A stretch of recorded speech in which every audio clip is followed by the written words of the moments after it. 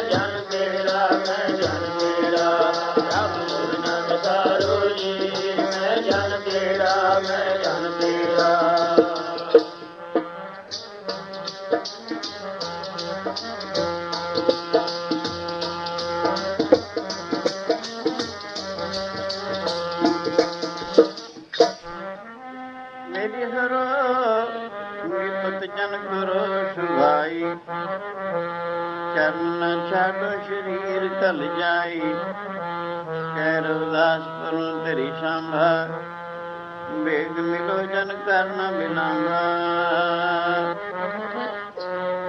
मोहि न विसारो जी मैं जन तेरा मैं जन मोहि न विसारो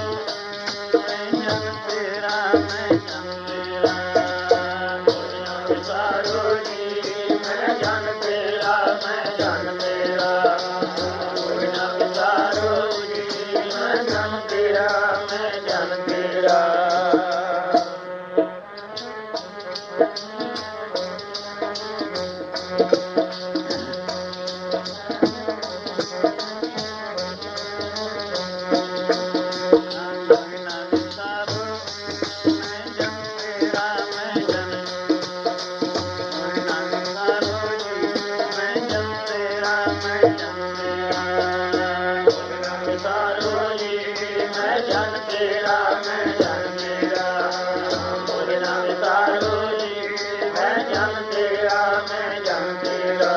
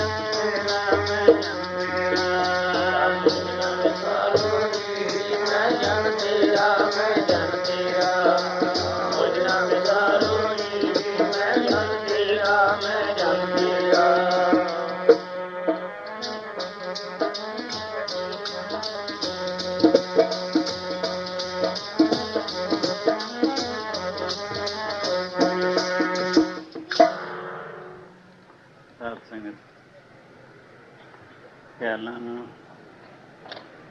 ਬਾਹਰੋਂ ਰੋਕਣਾ ਸਤਸੰਗੀ ਪੁਰਸ਼ ਵਾਸਤੇ ਅਤੀ ਜ਼ਰੂਰੀ ਹੈ, ਕਿਉਂਕਿ ਸਤਸੰਗ ਕਰਨ ਵਾਲੇ ਪੁਰਸ਼ ਨੂੰ ਅਗਰ ਘਰੋਂ ਚੱਲ ਕੇ ਵੀ ਆ ਗਿਆ, ਖੇਚਲ ਵੀ ਕੀਤੀ, ਪੁਰਸ਼ਾਰਥ ਵੀ ਕੀਤਾ, ਬਹੁਤ ਉਦਮ ਵੀ ਕੀਤਾ, ਗੁਰੂ ਮਹਾਰਾਜ ਦੀ ਹਜ਼ੂਰੀ ਪਹੁੰਚਣ ਦਾ। ਜੇਕਰ ਜਿਹੜੇ ਦੋ ਵੱਡੇ ਨੁਕਸ ਹਨ ਉਹਨਾਂ ਨੂੰ ਦੂਰ ਨਾ ਕੀਤਾ ਜਾਏ, ਪਿਛਲੀ ਖੇਚਲ ਵੀ ਵਿਅਰਥ ਜਾਂਦੀ। ਉਹ ਕਿਹੜੇ ਨੁਕਸਾਨ? ਸਤਸੰਗੀ ਪੁਰਸ਼ ਵਾਸਤੇ ਇੱਕ ਮਨ ਦਾ ਖਿੰਡਣਾ, ਦੂਸਰਾ ਆਲਸ ਨਹੀਂ ਆਦਰਵਾਉਣਾ, ਯਾਨੀ ਨੀਂਦ ਕਹਿ ਲਓ, ਆਲਸ ਕਹਿ ਲਓ।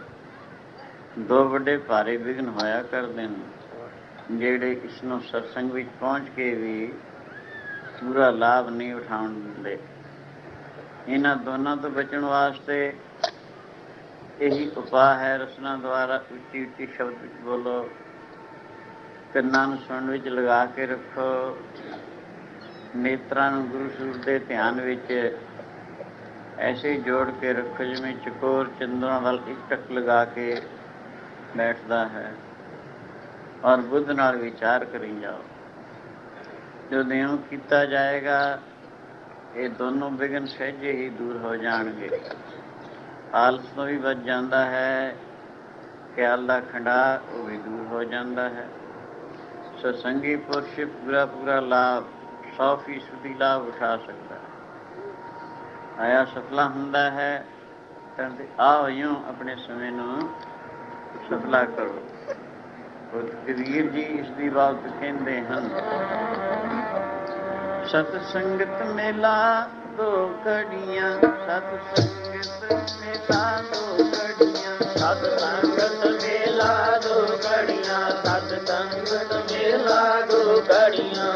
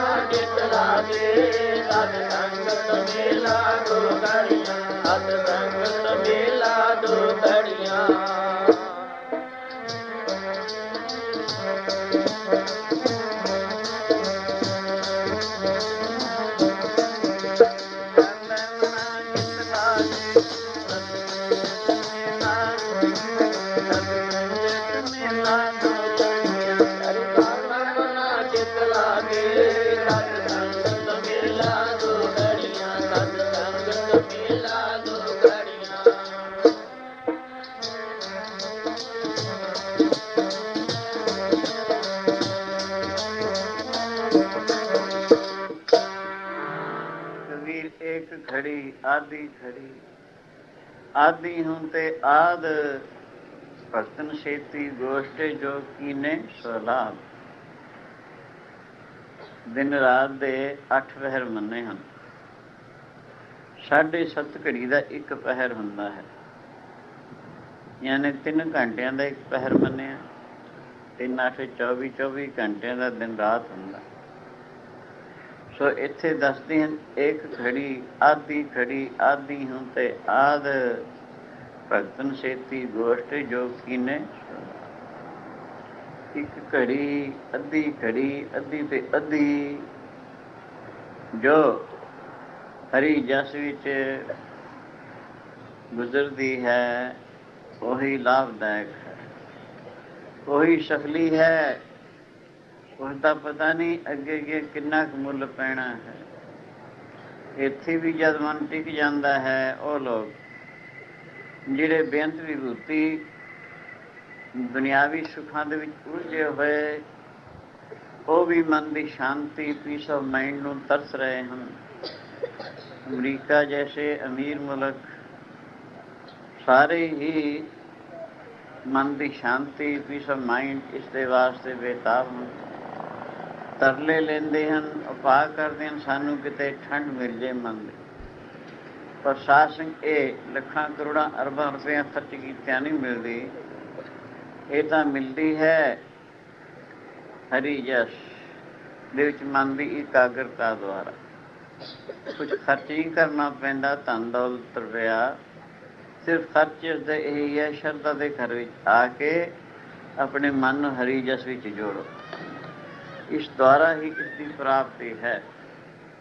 ਤਾਂ ਤੇ ਇਹ ਸਮਾਂ ਸਫਲਾ ਹੈ ਜਿਹੜਾ ਰੱਬ ਦੀ ਯਾਦ ਵਿੱਚ ਗੁਜ਼ਰੇ, ਬਾਕੀ ਦਾ ਸਮਾਂ ਸਫਲਾ ਨਹੀਂ ਮੰਨਿਆ।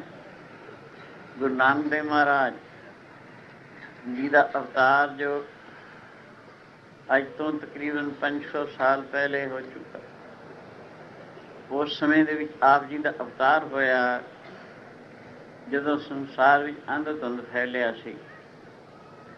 ਜਿਸ ਵਕਤ ਦੇਸ਼ ਦੀ ਇਹ ਦਿਸ਼ਾ ਸੀ, ਕਲ ਕਾਤੀ ਰਾਜੇ ਕਾ ਸਾਈ, ਧਰਮ ਪੰਖ ਕਰ ਉੱਡ ਰਿਹਾ, ਕੂੜ ਅਮਾਵਸ ਸੱਚ ਚੰਦਰਮਾ, ਵਿਸ਼ੇ ਨਹੀਂ ਕਹੀਂ ਚੜਿਆ, ਹੁਣ ਭਾਲ ਵੀ ਪੂਨੀ ਹੋਈ, ਆਂਧੇਰੇ ਰਾਹ ਨਾ ਕੋਈ, ਘਰ ਹਉਮੈ ਵਿੱਚ ਦੁੱਖ ਰੋਈ, ਕਹੋ ਨਾਨਕ ਕਿਨ ਵਿਧ ਗਤ ਹੋਈ। ਇਹੋ ਜਿਹਾ ਸਮਾਂ ਸੀ ਜਦੋਂ ਉਸ ਸਮੇਂ ਗੁਰੂ ਬਾਬੇ ਦਾ ਅਵਤਾਰ ਹੋਇਆ। ਉਸ ਦੀ ਬਾਬਤ ਇਉਂ ਦੱਸਿਆ ਹੈ, ਉੜਦਾ ਹੋਇਆ ਵਰਤਾਰਾ ਸੱਚ ਵਾਲਾ ਕਾਲ ਮਈਆ, ਉੜਦਾ ਹੋਇਆ ਵਰਤਾਰਾ ਸੱਚ ਵਾਲਾ ਕਾਲ ਮਈਆ।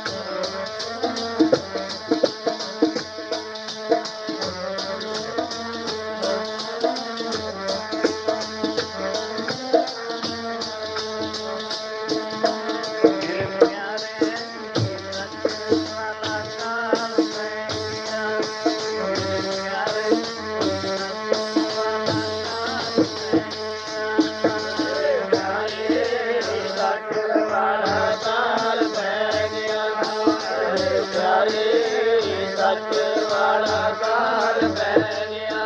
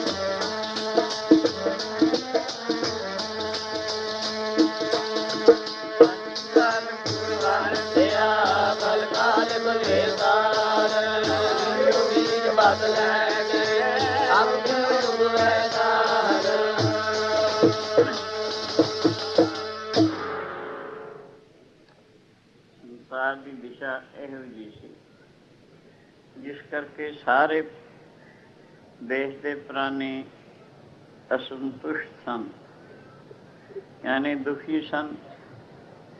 ਸੁਖ ਤਦੇ ਹੁੰਦਾ ਹੈ ਜੇ ਧਰਮ ਦਾ ਵਰਤਾਰਾ ਹੋਵੇ।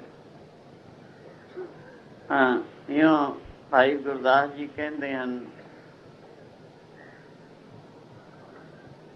ਕਲਾਈ ਕੁੱਤੇ ਮਹੀਂ ਖਾਜਵਾ ਮੁਰਦਾਰ ਗੁਸਾਈ, ਰਾਜੇ ਪਾਪ ਕਮਾਮ ਦੇ ਉਲਟੀ ਵਾੜ ਖੇਤ ਕੋ ਖਾਈ, ਤਰਜਾ ਅੰਧੀ ਗਿਆਨ ਵਿਨ ਕੂਰਪ ਸਤ ਮੁਖੋਂ ਆਲਾਈ। ਸੇਵਕ ਬੈਠਣ ਘਰਾਂ ਵਿੱਚ ਗੁਰ ਉੱਠ ਕਰੀ ਤਿਨਾੜੇ ਜਾਈ, ਚੇਲੇ ਸਾਜ ਵਜਾਏ ਦੇ ਨੱਚਣ ਗੁਰੂ ਬਹੁਤ ਵਿਦ ਭਾਈ। ਇਸਤਰੀ ਪੁਰਖੇ ਦਾਮ ਹਿਤ ਭਾਵੇਂ ਆਏ ਕਥਾਉ ਜਾਈ, ਕਾਜ਼ੀ ਹੋਏ ਰਿਸ਼ਤੀ ਵੱਡੀ ਲੈ ਕੇ ਹੱਕ ਗਵਾਈ, ਵਰਤਿਆ ਪਾਪ ਸਭ ਜਗ ਮਾਹੀ। ਇਹ ਵਰਤਾਰਾ ਸੰਸਾਰ ਵਿੱਚ ਹੋ ਚੁੱਕਿਆ ਸੀ। ਜਦੋਂ ਇਹੋ ਜਿਹੀ ਹਾਲਤ ਹੋਵੇ, ਕਿਸੇ ਚੌਪਾਏ ਦੇ ਚਾਰੇ ਪੈਰ ਟੁੱਟ ਜਾਣ, ਕਾਹਦੇ ਆਸਰੇ ਖੜੇ ਹੋ? ਚਾਰ ਪੈਰ ਧਰਮ ਦੇ ਮੰਨੇ ਹਨ, ਜਿਹਦੇ ਆਸਰੇ ਸੰਸਾਰ ਖੜਾ ਹੈ। ਕਈ ਕੁ ਲੋਕਾਂ ਦਾ ਖਿਆਲ ਆ ਵੀ ਧਰਤੀ ਕਿਸੇ ਬੈਲ ਦੇ ਸਿਰ ਤੇ ਚੱਕੀ ਹੋਈ। ਆਮ ਲੋਕ ਕਹਾਵਤ ਹੈ, ਜਦੋਂ ਉਹ ਬੈਲ ਥੱਕ ਜਾਂਦਾ, ਇੱਕ ਸਿੰਘ ਬਦਲਦਾ ਹੈ, ਉਹ ਧਰਤੀ ਨੂੰ ਭੁਚਾਲ ਆਉਂਦਾ। ਇਹ ਆਮ ਲੋਕਾਂ ਦੀ ਮੋਟੀ ਕਹਾਵਤ ਹੈ, ਦਰਅਸਲ ਠੀਕ ਨਹੀਂ ਹੈ। ਕਈ ਕਹਿੰਦੇ ਧਰਤੀ ਜਿਹੜੀ ਹੈ ਸ਼ੇਸ਼ਨਾਗ ਦੇ ਸਿਰ ਤੇ ਇਉਂ ਟਿਕੀ ਹੋਈ, ਜਿਵੇਂ ਸਰੋਂ ਦਾ ਦਾਣਾ ਟਿਕਿਆ, ਉਹਦੀ ਚੱਕੀ ਹੋਈ ਹੈ। ਭਲਾ ਜੇਕਰ ਇਹ ਵਿਚਾਰ ਕਰਕੇ ਦੇਖੀਏ ਵੀ ਉਹਨਾਂ ਦੀ ਧਰਤੀ ਚੱਕੀ ਹੋਈ ਹੈ ਬੈਲ ਦੀ ਜਾਂ ਸ਼ੇਸ਼ਨਾਗ ਦੀ, ਤਾਂ ਉਹਦੇ ਨੀਚੇ ਵੀ ਤਾਂ ਕੁਛ ਹੋਣਾ ਚਾਹੀਦਾ। ਉਹ ਵੀ ਕਿਸੇ ਚੀਜ਼ 'ਤੇ ਖੜ੍ਹਾ ਹੀ ਹੋਣਾ ਚਾਹੀਦਾ। ਉਹ ਵੀ ਖੜ੍ਹੇ ਜਾਂ ਬੈਠੇ ਹੋਣੇ ਚਾਹੀਦੇ। ਉਹਨਾਂ ਦੇ ਹੇਠਾਂ ਤੇ ਹੋਰ ਧਰਤੀ ਹੋਣੀ ਚਾਹੀਦੀ ਹੈ। ਫਿਰ ਇਹ ਜਵਾਬ ਦੇਣ ਵਾਲਾ ਇਹੀ ਕਹੇਗਾ ਜੀ ਉਹਨਾਂ ਦੇ ਹੇਠਾਂ ਹੋਰ ਧਰਤੀ ਹੈ। ਫਿਰ ਸਵਾਲ ਪੈਦਾ ਹੁੰਦਾ, ਉਹ ਜਿਹੜੀ ਹੋਰ ਧਰਤੀ ਹੈ ਉਹ ਵੀ ਇਹਾਂ ਦੇ ਸਿਰ 'ਤੇ ਚੱਕੀ ਹੋਏਗੀ, ਉਹਦੇ ਹੇਠਾਂ ਕੀ ਹੈ ਅਤੇ ਹੋਰ ਧਰਤੀ ਹੈ। ਇਉਂ ਤਾਂ ਫਿਰ ਹਿਸਾਬ ਹੀ ਨਹੀਂ ਹੋਣਾ, ਕੋਈ ਗੱਲ ਹੀ ਨਹੀਂ ਸਿੱਧ ਹੋ ਸਕੇਗੀ। ਦਰਅਸਲ ਜਿਹੜਾ ਧੌਲ ਹੈ ਜਾਂ ਜਿਸਨੂੰ ਸ਼ੇਸ਼ਨਾਗ ਕਹਿੰਦੇ, ਇਹ ਧਰਮ ਨੂੰ ਕਹਿੰਦੇ। ਧੌਲ ਧਰਮ ਦਇਆ ਕਾ ਪੂਤ, ਸੰਤੋਖ ਥਾਪ ਰੱਖਿਆ ਜੰਤੂ। ਹਾਂਜੀ, ਧਰਮ ਨੂੰ ਹੀ ਧੌਲ ਜਾਂ ਸ਼ੇਸ਼ਨਾਗ ਕਿਹਾ ਹੈ। ਇਹਦੀ ਉਤਪਤੀ ਦਇਆ ਤੋਂ ਹੈ। ਇਸ ਕਰਕੇ ਦੈਵੀ ਗੁਣਾਂ ਦੇ ਆਸਰੇ, ਧਰਮ ਦੇ ਆਸਰੇ ਧਰਤੀ ਖੜੀ ਹੋਈ ਹੈ। ਧਰਮ ਦੀ ਉਤਪਤੀ, ਧਰਮ ਦੇ 4 ਪੈਰ ਮੰਨੇ ਹਨ: ਰਾਜਾ, ਮਹਾਤਮਾ, ਜੇ ਵਿਦਵਾਨ ਬ੍ਰਹਮਣ ਹੁੰਦੇ ਸਨ, ਔਰ ਤੀਰਥ। ਇਹਨਾਂ ਥਾਵਾਂ ਤੋਂ ਧਰਮ ਦੀ ਉਤਪਤੀ, ਬਿਰਧੀ ਔਰ ਰੱਖਿਆ ਹੋਇਆ ਕਰਦੀ ਹੈ। ਅਗਰ 4 ਪੈਰ ਕਿਸੇ ਚੌਪਾਏ ਦੇ ਟੁੱਟ ਜਾਣ ਜਾਂ ਕਮਜ਼ੋਰ ਹੋ ਜਾਣ, ਤੁਸੀਂ ਆਪਣੇ ਆਪ ਹੀ ਦੱਸੋ ਕਿਵੇਂ ਖੜੇਗਾ? ਦਾੜ ਦੇ ਕੇ ਜ਼ਮੀਨ 'ਤੇ ਗਿਰ ਜਾਏਗਾ। ਇਸੀ ਤਰ੍ਹਾਂ ਇਹਨਾਂ 4 ਪੈਰਾਂ ਵਿੱਚ, ਜੋ ਕਿ ਧਰਮ ਦੇ ਹਨ, ਦੇ ਆਸਰੇ ਧਰਤੀ ਖੜੀ ਹੈ। 4 ਵਿੱਚ ਕਮਜ਼ੋਰੀ ਆ ਗਈ। ਰਾਜਾ ਲੋਕ ਅਨਿਆਈ ਹੋ ਗਏ। ਬ੍ਰਹਮਣ ਲੋਕ ਜਿਹੜੇ, ਜਿਨ੍ਹਾਂ ਦੇ ਹੱਥ ਬ੍ਰਹਮ ਵਿੱਦਿਆ ਹੁੰਦੀ, ਉਹ ਮਦਰਾ ਮਾਸ ਵਿੱਚ ਪ੍ਰਵਿਰਤ ਹੋ ਗਏ। ਅਸਲੀ ਆਪਣੇ ਧਰਮ ਛੋੜ ਬੈਠੇ। ਤੀਰਥਾਂ 'ਤੇ ਜਾ ਕੇ ਮਦਰਾ ਮਾਸ ਵਰਤਣ ਲੱਗ ਪਿਆ, ਜਿੱਥੇ ਇਹਦੀ ਨਿਖੇਧੀ ਕੀਤੀ ਜਾਂਦੀ ਸੀ। ਔਰ ਸਾਧੂ ਲੋਕ ਵੀ ਆਪਣੇ ਧਰਮ ਤੋਂ ਦੂਰ ਚਲੇ ਗਏ। ਯਾਨੀ ਬਹੁਤ ਸਾਰਾ ਅਧਰਮ ਫੈਲ ਗਿਆ, ਪਖੰਡ ਆਦਿ ਫੈਲ ਗਿਆ। ਜਦੋਂ 4 ਪੈਰ ਧਰਮ ਦੇ ਕਮਜ਼ੋਰ ਹੋ ਜਾਣ, ਧਰਮ ਕਾਹਦੇ ਆਸਰੇ ਖੜੇ? ਧਰਮ ਦੇ ਆਸਰੇ ਧਰਤੀ। ਧਰਤੀ ਕਿਵੇਂ ਤੇ? ਧਰਤੀ ਡੋਲਣ ਲੱਗੀ। ਇਉਂ ਦੁਖੀ ਹੋ ਕੇ ਧਰਤੀ ਨੇ ਪੁਕਾਰ ਕੀਤੀ ਸੀ, ਮਿਹਰ ਕਰ, ਦਇਆ ਕਰ, ਰਹਿਮ ਕਰ। ਤੇਰਾ ਇਹ ਪ੍ਰਭੂ ਬਿਰਧ ਹੈ, ਪਰਣ ਹੈ ਵੀ ਜਦ ਜਦ ਵੀ ਤੇਰੇ 'ਤੇ ਭਾਰ ਵਿਆਪੇਗਾ, ਮੈਂ ਕੋਈ ਨਾ ਕੋਈ ਵਿਅਕਤੀ ਧਾਰ ਕੇ ਤੇਰਾ ਭਾਰ ਹਰਾਂਗਾ। ਹਰ ਸਮੇਂ ਦੇ ਵਿੱਚ ਆਪ ਕੋਈ ਨਾ ਕੋਈ ਵਿਅਕਤੀ, ਕੋਈ ਨਾ ਕੋਈ ਅਵਤਾਰ ਧਾਰ ਕੇ ਧਰਤੀ ਦਾ ਭਾਰ ਦੂਰ ਕਰਦੇ ਚਲੇ ਆਏ ਹੋ। ਹੁਣ ਵੀ ਮਿਹਰ ਕਰੋ, ਕਿਰਪਾ ਕਰੋ। ਇਨ ਧਰਤੀ ਦੀ ਪੁਕਾਰ ਸੁਣ ਕੇ, ਸੁਣੀ ਪੁਕਾਰ ਦਾ ਤਾਰ ਪ੍ਰਭ ਗੁਰੂ ਨਾਨਕ ਜਗ ਮਾਏ। ਇਉਂ ਗੁਰੂ ਨਾਨਕ ਜੀ, ਇਉਂ ਕਹਿ ਲਓ, ਨਿਰੰਕਾਰ ਨੇ ਆਪਣੇ ਆਪ ਨੂੰ ਗੁਰੂ ਨਾਨਕ ਰੂਪ ਵਿੱਚ ਪ੍ਰਗਟ ਕੀਤਾ। ਅਵਤਾਰ ਭਾਵੇਂ ਕਈ ਕਿਸਮ ਦੇ ਹੁੰਦੇ ਹਨ, ਨਿੱਤ, ਨਮਿਤ, ਪੂਰਨ, ਪੂਰਨਤਮ, ਅੰਸ਼ਾ, ਆਵੇਸ਼ਾ। ਅਵਤਾਰ ਬਹੁਤ ਕਿਸਮ ਦੇ ਹੁੰਦੇ ਹਨ। ਨਿੱਤ ਅਵਤਾਰ ਤਾਂ ਸੰਤਾਂ ਨੂੰ ਕਹੇ, ਜਿਹੜੇ ਨਿੱਤ ਹੀ ਦੁਨੀਆ 'ਤੇ ਰਹਿੰਦੇ ਹਨ। ਆਪ ਧਰਮ ਦੇ ਮਾਰਗ 'ਤੇ ਚੱਲਣਾ, ਨਾਮਦਾਨ ਇਸ਼ਨਾਨ ਦੇ ਮਾਰਗ 'ਤੇ ਚੱਲਣਾ, ਦੂਸਰਿਆਂ ਨੂੰ ਇਹ ਦ੍ਰਿੜ ਕਰਵਾਉਣਾ। ਹੁਣ ਐਸੇ ਉਹ ਨਿੱਤ ਹੀ ਰਹਿੰਦੇ, ਦੁਨੀਆ 'ਤੇ ਸਦਾ ਹੀ ਰਹਿੰਦੇ ਹੁੰਦੇ ਹਨ। ਇਸ ਕਰਕੇ ਉਹਨੂੰ ਨਿੱਤ ਅਵਤਾਰ ਕਥਨ ਕੀਤਾ ਹੈ। ਅਤੇ ਬਾਕੀ ਨਮਿਤ ਕਿਸੇ ਨਿਮਿਤ ਨੂੰ ਲੈ ਕੇ ਹੁੰਦੇ ਹਨ। ਜਦੋਂ ਕੋਈ ਅਤਿਅੰਤ ਜ਼ਿਆਦਾ ਦੁੱਖ ਜਾਂ ਕਲੇਸ਼ ਦੁਨਿਆਵੀ ਲੋਕਾਂ ਵਿੱਚ ਵੱਧ ਜਾਣ, ਫਿਰ ਨਿਮਿਤ ਆਇਆ ਕਰਦਾ ਹੈ। ਇਹ ਕਿਸੇ ਹੋਰ ਖਾਸ ਨਿਮਿਤ ਨੂੰ ਲੈ ਕੇ, ਜਿਵੇਂ ਨਰਸਿੰਘ ਅਵਤਾਰ ਸੀ, ਸਤਿਯੁਗ ਦੇ ਵੇਲੇ ਹੋਇਆ ਹੈ। ਉਹਦਾ ਨਿਮਿਤ ਸੀ ਹਰਨਾਕਸ਼ ਨੂੰ ਮਾਰਨਾ ਅਤੇ ਪ੍ਰਹਿਲਾਦ ਦੀ ਰੱਖਿਆ ਕਰਨੀ। ਕਿਉਂ? ਹਰਨਾਕਸ਼ ਹੰਕਾਰੀ ਹੋ ਗਿਆ ਸੀ, ਬੜਾ ਕਠਿਨ ਤਪ ਕੀਤਾ। ਹਰਨਾਕਸ਼ ਦੇ ਹਿਰਣਿਆਕਸ਼ਿਪੂ 2 ਭਰਾਵਾਂ ਨੇ ਬਹੁਤ ਕਠਿਨ ਤਪ ਕਰਕੇ ਤਰਲੋਕੀ ਦਾ ਰਾਜ ਤਾਂ ਹਾਸਲ ਕਰ ਲਿਆ, ਲੇਕਿਨ ਚਿੱਤ ਵਿੱਚ ਹੰਕਾਰ ਪੈਦਾ ਹੋਣ ਕਰਕੇ ਨਾਸਤਿਕ ਭਾਵਨਾ ਆ ਗਈ। ਉਹ ਕਹਿਣ ਲੱਗੇ, ਰੱਬ ਹੋਰ ਕੋਈ ਨਹੀਂ, ਮਈਓ ਰੱਬਾਂ ਤਿੰਨਾਂ ਲੋਕਾਂ ਦਾ ਕਰਤਾ, ਹੱਤਾ ਕਰਤਾ ਮਈਓ। ਇਹ ਹੈ ਹੰਕਾਰ। ਹੰਕਾਰ ਪ੍ਰਭੂ ਨੂੰ ਭਾਉਂਦਾ ਨਹੀਂ। ਹਰ ਜੀਉ ਹੰਕਾਰ ਨਾ ਭਾਵਈ, ਵੇਦ ਕੂਕ ਸੁਣਾਵੇ। ਪਰਮੇਸ਼ਰ ਨੂੰ ਕਦੇ ਵੀ ਹੰਕਾਰ ਨਹੀਂ ਭਾਉਂਦਾ। ਇਹ ਵੇਦ ਕੂਕਾਂ ਮਾਰ ਮਾਰ ਕੇ ਕਹਿ ਰਿਹਾ, ਵੇਦ ਮਾਰ ਕੇ ਸੁਣਾਵੇ, ਭਾਵੇਂ ਨਾ ਹੰਕਾਰ ਹਰੀ, ਮਾਰ ਕੇ ਸੁਣਾਵੇ, ਭਾਵੇਂ ਨਾ ਹੰਕਾਰ ਹਰੀ, ਮਾਰ ਕੇ ਸੁਣਾਵੇ, ਭਾਵੇਂ ਨਾ ਹੰਕਾਰ ਹਰੀ, ਮਾਰ ਕੇ ਸੁਣਾਵੇ,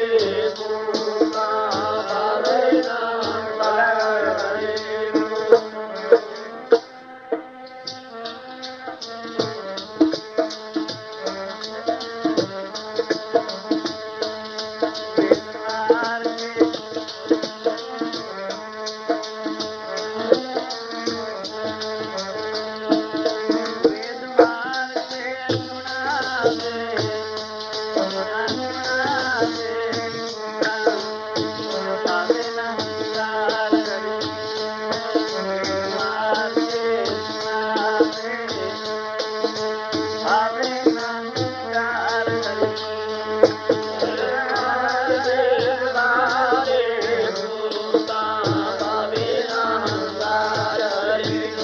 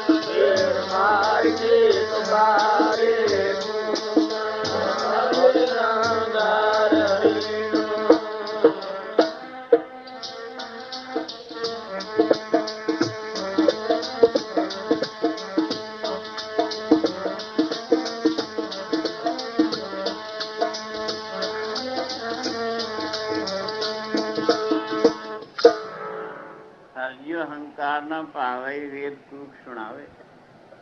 ਪਰਮੇਸ਼ਰ ਨੂੰ ਰਾਜ ਮਦ, ਹਕੂਮਤ ਮਦ, ਧਨ ਮਦ, ਵਿਦਿਆ ਮਦ, ਰੂਪ ਮਦ, ਜਵਾਨੀ ਮਦ ਔਰ ਹੋਰ ਭਜਨ ਮਦ ਆਦਿ ਕੁਛ ਵੀ ਨਹੀਂ ਪਾਉਂਦਾ। ਉਸਨੂੰ ਨਿਮਰਤਾ ਪਿਆਰੀ ਹੈ।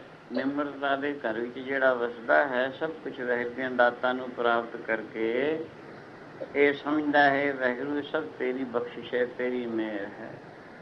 ਇਹ ਨਿਮਰਤਾ ਦੇ ਘਰ ਵਿੱਚ ਵਸਦਾ ਹੋਇਆ ਵਾਹਿਗੁਰੂ ਦੀ ਭਗਤੀ ਕਰਦਾ ਹੈ। ਉਸ 'ਤੇ ਪ੍ਰਭੂ ਦੀ ਵਾਹਿਗੁਰੂ ਦੀ ਦਿਆਲਤਾ ਹੁੰਦੀ ਹੈ, ਮਿਹਰਬਾਨੀ ਹੁੰਦੀ ਹੈ। ਨਹੀਂ ਜਿੱਥੇ ਜਿੱਥੇ ਹੰਕਾਰ ਹੋਇਆ ਉੱਥੇ ਬਹੁਤ ਦੁੱਖ ਛਿੜੇ। ਇੱਥੇ ਰਾਜਮਾ ਹਰਨਾਕਸ਼ ਦੇ ਚਿੱਤ ਵਿੱਚ ਪੈਦਾ ਹੋਇਆ। ਇਸ ਕਰਕੇ ਪਰਮੇਸ਼ਰ ਨੂੰ ਉਹਦਾ ਹੰਕਾਰ ਦੂਰ ਕਰਨਾ ਅਤੇ ਪ੍ਰਜਾ ਨੂੰ ਜੋ ਨਾਸਤਿਕ ਬਣਾ ਰਿਹਾ ਸੀ, ਫਿਰ ਆਸਤਿਕ ਬਣਾਉਣ ਵਾਸਤੇ ਪ੍ਰਭੂ ਭਗਤੀ ਜੋ ਕਿ ਧਰਮ ਹੈ, ਅਸਲੀ ਧਰਮ ਦਾ ਮੁੱਖ ਅੰਗ ਹੈ, ਇਸ ਵਿੱਚ ਚਲਾਉਣ ਵਾਸਤੇ ਤੇ ਆਪਣੇ ਨਰਸਿੰਘ ਰੂਪ ਧਾਰ ਕੇ ਉਸ ਹਰਨਾਕਸ਼ ਤੇ ਹਰਨਕਸ਼ਪ ਨੂੰ ਮਾਰਿਆ।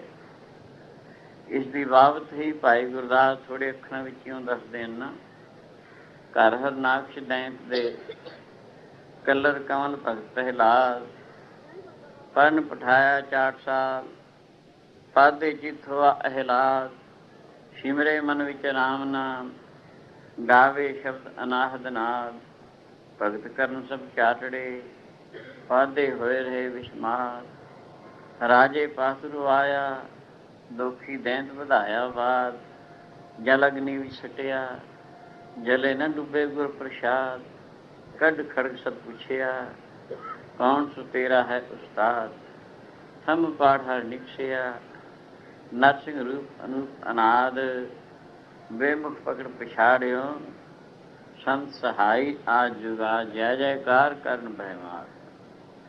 ਇਹਨਾਂ ਅੱਖਰਾਂ ਵਿੱਚ ਸਾਰਾ ਹੀ ਹਾਲ ਹਰਨਾਕਸ਼ ਦੇ ਵਿਧੰਸ ਦਾ, ਪਹਿਲਾਦ ਦਾ, ਉਸਦੇ ਘਰ ਜਨਮ ਲੈਣ ਦਾ, ਜੋ ਜੋ ਪਹਿਲਾਦ ਨੂੰ ਤਕਲੀਫਾਂ ਤਸਲੀਅਤ ਨੇ ਦਿੱਤੇ, ਉਹਦਾ ਇਸ ਸ਼ਬਦ ਵਿੱਚ ਹੀ ਸਾਰਾ ਹਾਲ ਆ ਜਾਂਦਾ ਹੈ। ਹਾਂ, ਪਰਮੇਸ਼ਰ ਨੂੰ ਹੰਕਾਰ ਨਹੀਂ ਪਾਉਂਦਾ, ਨਿਮਰਤਾ ਪਾਉਂਦੀ। ਹਰਨਾਕਸ਼ ਨੇ ਐਲਾਨ ਕਰ ਦਿੱਤਾ ਬਈ ਪਰਮਾਤਮਾ ਪਰਮੇਸ਼ਰ, ਜਿਸ ਦੇ ਅਨੇਕਾਂ ਨਾਮ ਲੋਕਾਂ ਨੇ ਰੱਖੇ ਹਨ, ਸ੍ਰਿਸ਼ਟੀ ਦਾ ਕਰਤਾ ਹਰਤਾ ਧਰਤਾ ਮੰਨਦੇ ਹਨ, ਕੋਈ ਨਹੀਂ, ਮੈਂ ਹੀ ਤਿੰਨਾਂ ਲੋਕਾਂ ਦਾ ਕਰਤਾ ਹਰਤਾ ਧਰਤਾ ਹਾਂ। ਸੋ ਇਉਂ ਕਰਕੇ ਇਹੋ ਜਿਹੀ ਤਾਲੀਮ, ਇਹੋ ਜਿਹੀ ਸਿੱਖਿਆ ਵਿਦਿਆਰਥੀਆਂ ਨੂੰ ਵੀ ਅਧਿਐਨਸ਼ਾਲਾ ਵਿੱਚ ਦਿੱਤੀ ਜਾਂਦੀ ਸੀ। प्रहलाद की उम्र जो 9 साल की हुई, इसनूं ही पढ़न पाया गया। ठंडा मरका दो उस्ताद सन, उन्होंने ये आर्डर सी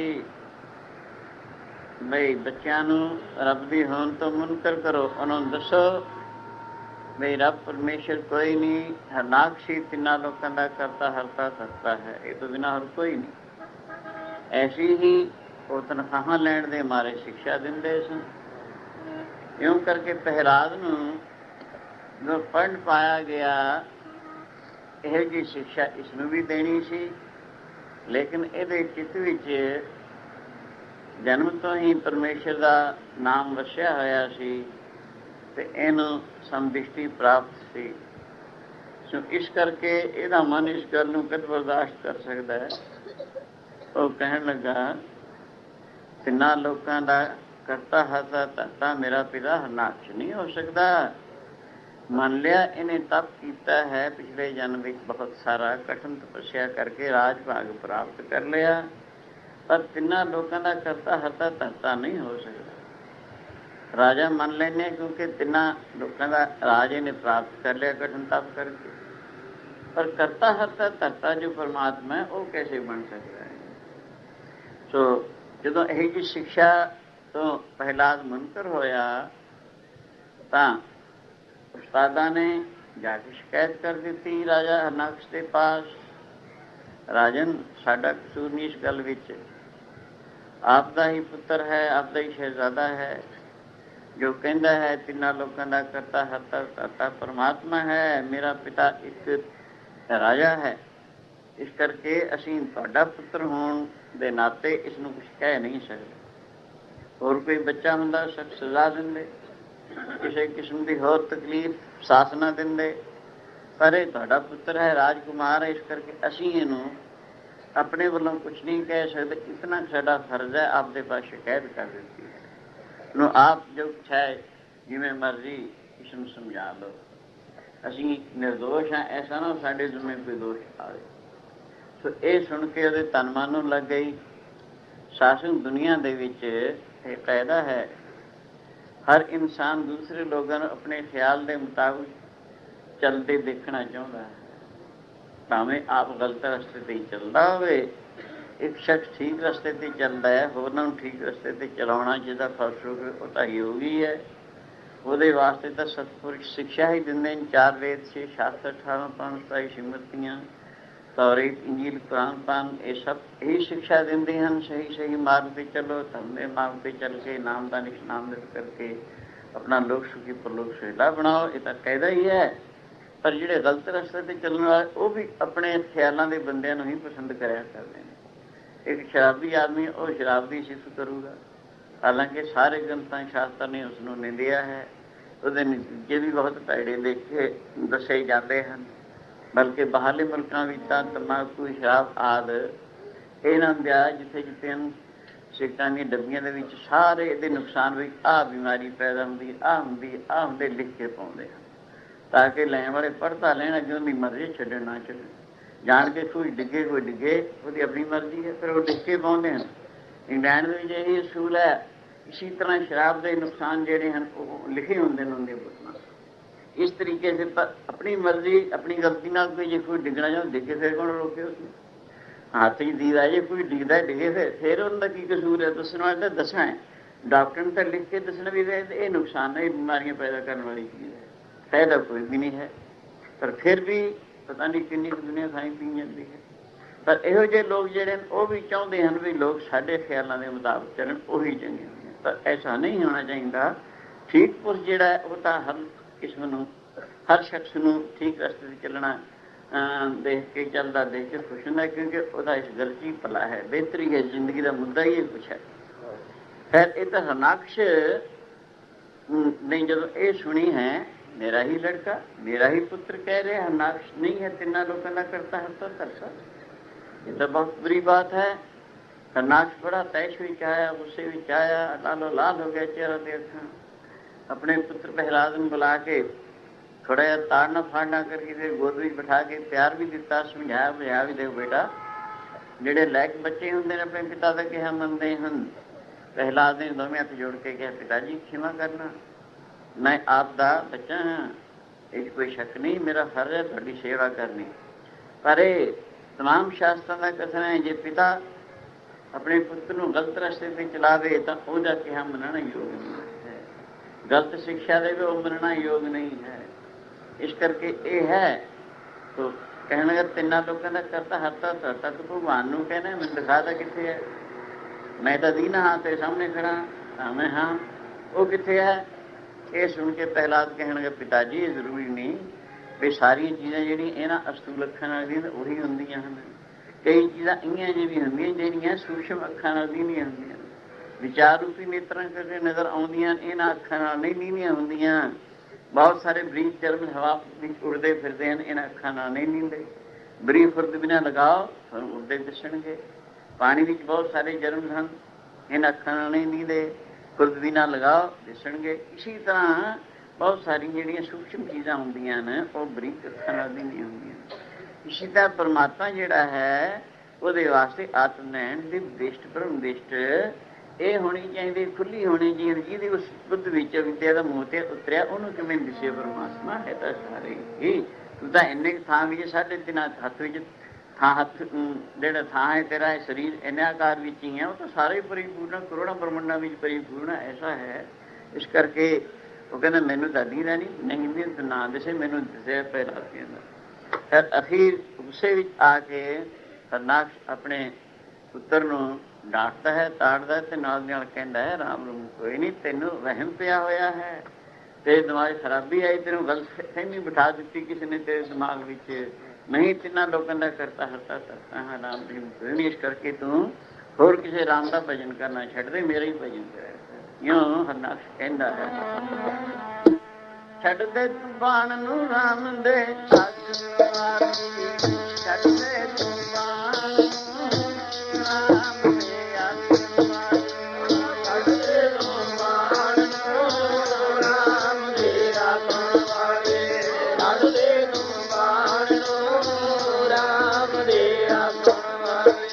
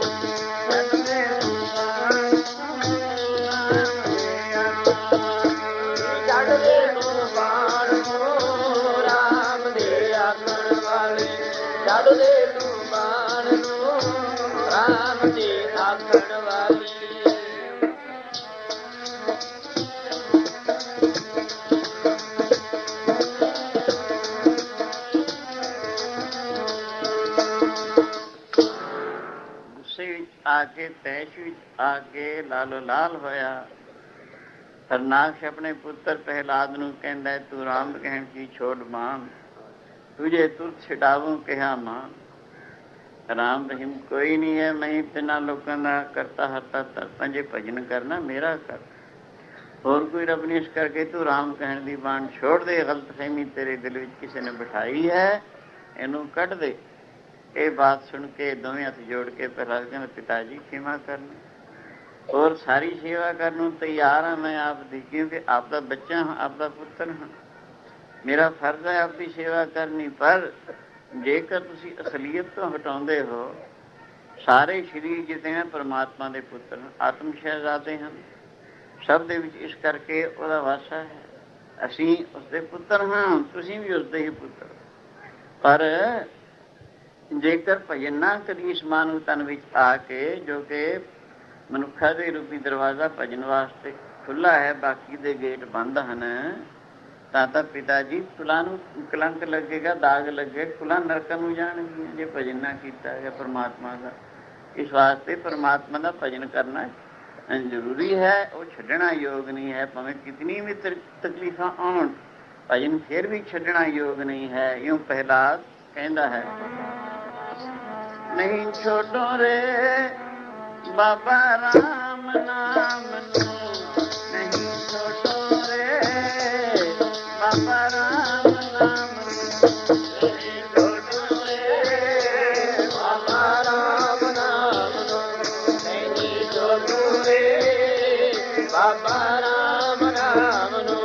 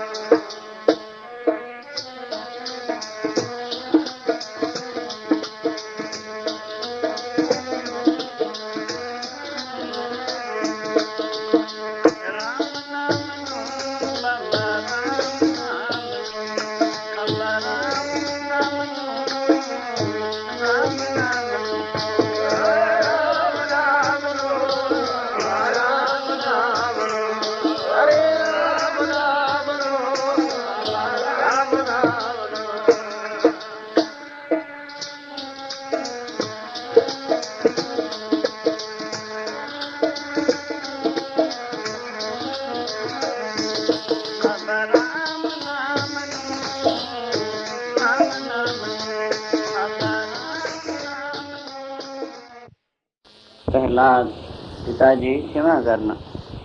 ਪਰਮੇਸ਼ਰ ਦਾ ਭਜਨ ਛੱਡਣਾ ਯੋਗ ਨਹੀਂ, ਬਲਕਿ ਕਰਨਾ ਯੋਗ ਹੈ। ਕਿਤਨੀਆਂ ਤਕਲੀਫਾਂ ਆਉਣ ਦੇ ਬਾਵਜੂਦ ਵੀ ਪਰਮੇਸ਼ਰ ਦਾ ਭਜਨ ਕਰਨਾ ਮਾਨਵ ਤਨ ਦਾ ਮੁੱਖ ਪ੍ਰਯੋਜਨ। ਸਾਰੇ ਹੀ ਚਾਰੇ ਵੇਦ, 6 ਸ਼ਾਸਤਰ, 18 ਪ੍ਰਾਣ, 27 ਸਿਮਰਤੀਆਂ, ਤੌਰੇਤ, ਇੰਜੀਲ, ਕੁਰਾਨ, ਪ੍ਰਾਨ, ਗੁਰਬਾਣੀ, ਸਾਰੇ ਸਤਿਪੁਰਸ਼, ਰਿਸ਼ੀ ਮੁਨੀ, ਅਵਤਾਰ, ਪੀਰ, ਪੈਗੰਬਰ ਔਲੀਏ, ਸਾਰੇ ਹੀ ਕਹਿੰਦੇ ਆਏ ਨੇ ਪਰਮੇਸ਼ਰ ਦਾ ਭਜਨ। ਭਜਨ ਕੀਤੇ ਇਹਦਾ ਤਮਾਮ ਦੁੱਖਾਂ ਤੋਂ ਛੁਟਕਾਰਾ ਹੈ। ਕਮ ਨਾਨਕੇ ਤਤ ਵਿਚਾਰਾ। ਪਿਤਾ ਜੀ ਖਿਮਾ ਕਰਨਾ। ਪਰਮੇਸ਼ਰ ਦਾ ਭਜਨ ਛੱਡਣਾ ਯੋਗ ਨਹੀਂ, ਬਲਕਿ ਕਰਨਾ ਯੋਗ ਹੈ। ਕਿਤਨੀਆਂ ਤਕਲੀਫਾਂ ਆਉਣ ਦੇ ਬਾਵਜੂਦ ਵੀ ਪਰਮੇਸ਼ਰ ਦਾ ਭਜਨ ਕਰਨਾ ਮਾਨਵ ਤਨ ਦਾ ਮੁੱਖ ਪ੍ਰਯੋਜਨ ਹੈ। ਸਾਰੇ ਹੀ ਚਾਰੇ ਵੇਦ, 6 ਸ਼ਾਸਤਰ, 18 ਪ੍ਰਾਣ, 27 ਸਿਮਰਤੀਆਂ, ਤੌਰੇਤ, ਇੰਜੀਲ, ਕੁਰਾਨ, ਪ੍ਰਾਨ, ਗੁਰਬਾਣੀ, ਸਾਰੇ ਸਤਿਪੁਰਸ਼, ਰਿਸ਼ੀ ਮੁਨੀ, ਅਵਤਾਰ, ਪੀਰ, ਪੈਗੰਬਰ ਔਲੀਏ, ਸਾਰੇ ਹੀ ਕਹਿੰਦੇ ਆਏ ਨੇ ਪਰਮੇਸ਼ਰ ਦਾ ਭਜਨ। ਭਜਨ ਕੀਤੇ ਇਹਦਾ ਤਮਾਮ ਦੁੱਖਾਂ ਤੋਂ ਛੁਟਕਾਰਾ ਹੈ। ਕਮ ਨਾਨਕੇ ਤਤ ਵਿਚਾਰਾ, ਬਿਨ ਹਰ ਭਜਨ ਨਹੀਂ ਛੁਟਕਾਰਾ। ਗੁਰੂ ਨਾਨਕ ਜੀ ਤਾਂ ਕਹਿੰਦੇ ਅਸੀਂ ਅੱਛੀ ਤਰ੍ਹਾਂ ਵਿਚਾਰਾਂ ਦਾ ਨਿਚੋੜ ਕੱਢ ਕੇ ਦੇਖਿਆ ਹੈ, ਹਰੀ ਦੇ ਭਜਨ ਤੋਂ ਬਿਨਾ ਹੋਰ ਦੁੱਖਾਂ ਦਾ ਛੁਟਕਾਰਾ ਪਾਉਣ ਦਾ ਕੋਈ ਉਪਾਅ ਹੀ ਨਹੀਂ ਹੈ। ਤਾਂ ਤੇ ਇਹ ਸਾਰੇ ਹੀ ਕਹਿੰਦੇ ਨੇ ਭਜਨ ਕਰਨਾ ਚਾਹੀਦਾ। ਇਸ ਕਰਕੇ ਪਿਤਾ ਜੀ ਭਜਨ ਛੱਡਣਾ ਯੋਗ ਨਹੀਂ, ਬਲਕਿ ਦ੍ਰਿੜਤਾ ਨਾਲ ਕਰਨਾ ਯੋਗ ਹੈ। ਇਹ ਸੁਣ ਕੇ ਹਰਨਾਕਸ਼ ਬਹੁਤ ਗੁੱਸੇ ਵਿੱਚ ਆਇਆ। ਕਹਿੰਦਾ ਨਾਲਾਇਕ ਲੜਕੇ ਨੂੰ, ਦੈਤਾਂ ਨੂੰ ਯਾਨੀ ਜਲਾਦਾਂ ਨੂੰ ਹੁਕਮ ਕਰ ਦਿੱਤਾ। ਇੱਕ 4 ਯੋਜਨ ਉੱਚਾ ਪਹਾੜ ਸੀ, ਇਹਨੇ 16 ਕੋ ਉੱਚਾ ਪਹਾੜ ਸੀ, ਉਸਦੀ ਚੋਟੀ ਉੱਪਰ ਲੈ ਜਾਓ, ਹੱਥ ਪੈਰ ਬੰਨ ਕੇ ਉਸ ਤੋਂ ਰੋੜ ਤੋਂ ਮਰ ਜਾਏਗਾ, ਮੇਰਾ ਕਿਹਾ ਨਹੀਂ ਮੰਨਦਾ ਹੈ। ਸੋ ਲੈ ਗਏ।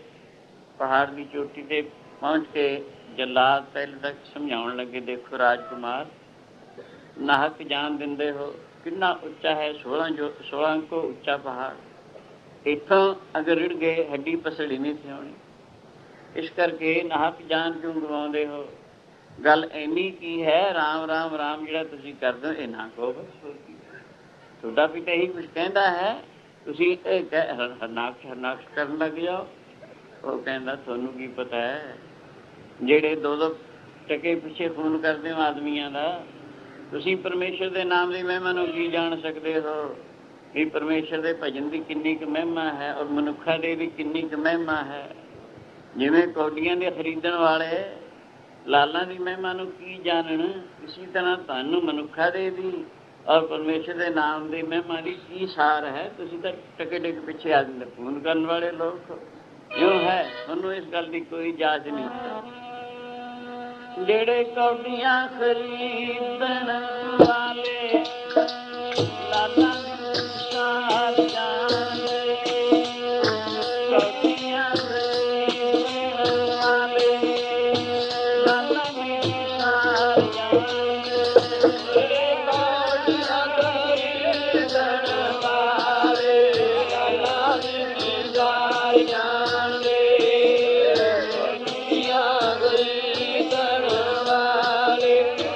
ਲਾਲਾ ਦੀ ਕੀ ਤਾਰ ਜਾਣਦੇ।